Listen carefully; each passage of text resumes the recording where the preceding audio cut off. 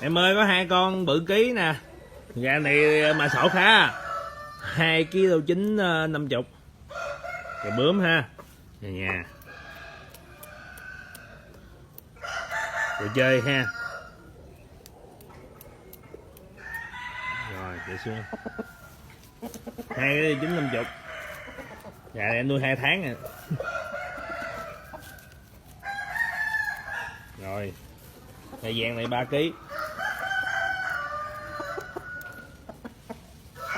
Ngáp tươi về đá hả? Đá điền. Gà này có siêu lai. Chơi ha. Rồi đến xuống. Bày gà trắng đang rồi.